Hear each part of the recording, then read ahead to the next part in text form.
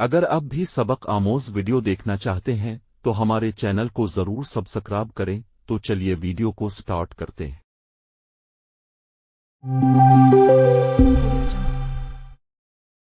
ناجائز فائدہ اٹھانے کا نتیجہ، ایک بوڑھی عورت کی بینائی کم ہو گئی۔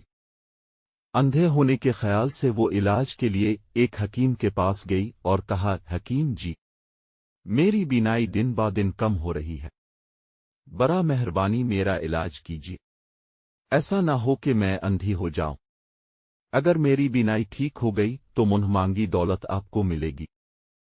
خدا کا دیا سب کچھ ہے میرے پاس، لیکن یاد رکھو، بینائی درست نہ ہونے کی صورت میں ایک پائی بھی نہ دوں گی۔ اس شرط کو حکیم نے منظور کر لیا۔ ہر روز علاج کے لیے بڑھیا کے گھر جاتا، آنکھیں دھو کر دوا دارو ڈالتا، لیکن اپنی بد عادت کے ہاتھوں مجبور ہو کر روزانہ کوئی نہ کوئی چیز بڑھیا کے گھر سے چرا لاتا۔ حکیم کے مسلسل علاج سے بڑھیا کی بینائی تو ٹھیک ہو گئی، لیکن اس عرصہ میں اس کے گھر کا مکمل صفایا کر دیا۔ ایک دن حکیم نے بڑھیا سے اپنی اجرت مانگی تو بڑھیا بولی، اجرت کیسی؟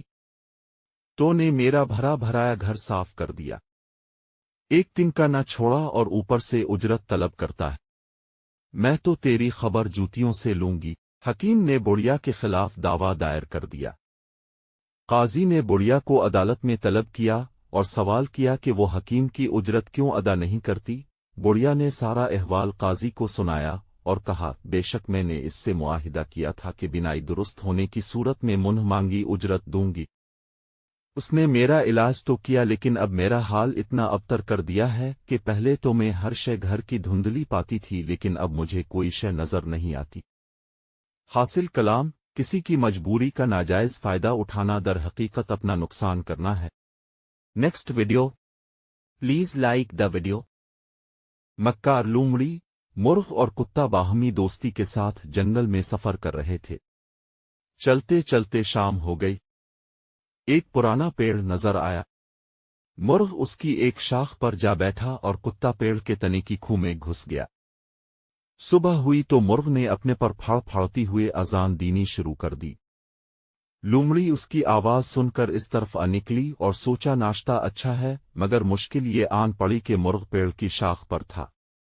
لومڑی نے چال چلی اور بولی، اے تیرے صدقے واری، کتنی پیاری آواز ہے، اب سے ملنے کا بے حد شوق ہے، ذرا نیچے تو آئیے۔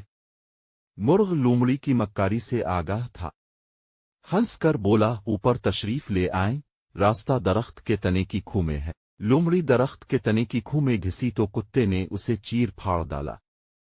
حاصل کلام، مکاری کا انجام برا ہوتا ہے۔